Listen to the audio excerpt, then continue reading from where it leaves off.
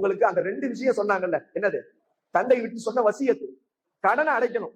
2வது 6 சகோதரிகளை நல்ல விதமா பார்த்து அவங்கள நல்ல விதமா கட்டி கொடுக்கணும். இதுதான் அவங்களுடைய அந்த தந்தையினுடைய வசியத்தை காப்பாற்ற வேண்டும்.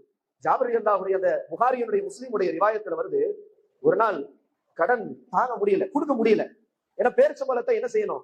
அள்ளி அள்ளி என்ன செய்யணும்? நிறைய பேருக்கு கொடுக்க வேண்டியிருக்கு. அந்த கடன் கொடுக்க முடியாத ஒரு சூழ்நிலை. கடன்காரங்க எல்லாம் என்ன செஞ்சிட்டாங்க? நெருக்கடி கொடுக்க ஆரம்பிச்சுட்டாங்க. ரொம்ப நெருக்கடி தாங்க முடியாமல் ஜாபிர் ரலியல்லாஹு ரசூல் ஸல்லல்லாஹு அலைஹி வஸல்லம் வந்துட்டாங்க. யா ரசூலல்லாஹ், எனக்கு என் தந்தை விட்டு சென்ற கடனை அடைப்பதற்கான சூழல் இல்லை. ஆனால் கடன் கொடுத்தவர்கள் நெருக்கடி கொடுக்கிறார்கள். நீங்க ஒரே முறை என் வீட்டுக்கு வந்துட்டு போங்க. என் வீட்டுக்கு நீங்க வர்றதை பார்த்தா கடனாளிகள்லாம் கொஞ்சம் ரசூலுல்லாஹ் வீட்டுக்கு வந்துட்டு போறாங்க, கொஞ்சம் லேசுபடுத்தலாம்னு நினைப்பாங்க. நீங்க வாங்க யா ரசூலுல்லாஹ் எங்க வீட்டுக்குன்னு சொல்றாங்க. ரசூல் ஸல்லல்லாஹு அலைஹி வஸல்லம் வீட்டிற்கு போகிறார்கள். கடன் கொடுத்தவர் எல்லாம் வருகிறார்கள். ரசூல் ஸல்லல்லாஹு அலைஹி வஸல்லம் சொன்னாங்க, ஒண்ணு உங்களால கடனை குறைக்க முடிஞ்சா குறைங்க, அல்லது நீங்க கொஞ்ச நாள் அவகாசம் கொடுங்கன்னு ரசூலுல்லாஹ் பேசுறாங்க. ஆனா அதுல இருந்த ஒருத்தர் எந்திரிச்சு சொன்னார், யா ரசூலல்லாஹ், நான் அவசரமா தான் எனக்கு வேணும், ஏன்னா நான் என்கிட்ட ஒரு எத்தீமுடைய பொருளை எடுத்து இவருக்கு நான் கொடுத்திருக்கிறேன் அப்படின்னு சொன்னோன்னே, இப்படி மாறி மாறி சொன்னோன்னே ரசூல் ஸல்லல்லாஹு அலைஹி வஸல்லம் பார்த்தாங்க, இது சரிப்பட்டு வராது. நாளைக்கு காலையில எல்லாரும் வாங்க, உங்களுக்கு உண்டான காசெல்லாம் கிடைச்சிடும் அனுப்பிச்சு விட்டாங்க. உங்களுக்கு உண்டான பேரிச்சம்பழம் கிடைத்துவிடும் அனுப்பிவிட்டார்கள். அடுத்த நாள் சொன்ன நேரத்திலே ரசூல் ஸல்லல்லாஹு அலைஹி வஸல்லம் வருகிறார்கள். ஜாபிர் ரலியல்லாஹு சொல்றாங்க, ஜாபிரே, உன் வீட்டில இருக்கிற எவ்வளவு பேரிச்சம்பழம் இருந்தாலும் அதை கொண்டு வந்து கொட்டிரு, வீட்டுக்கு நடுவுல கொட்டு. கடன் அந்த கடனாளி அவங்களும் வர்றாங்க.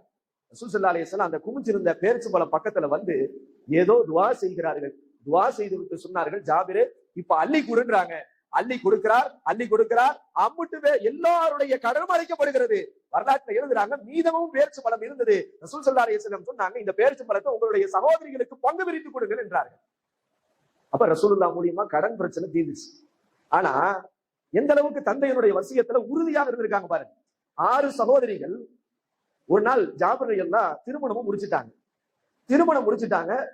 ரசூல் ஸல்லல்லாஹு அலைஹி வஸல்லத்துக்கு பின்னாடிதான் தெரியுது.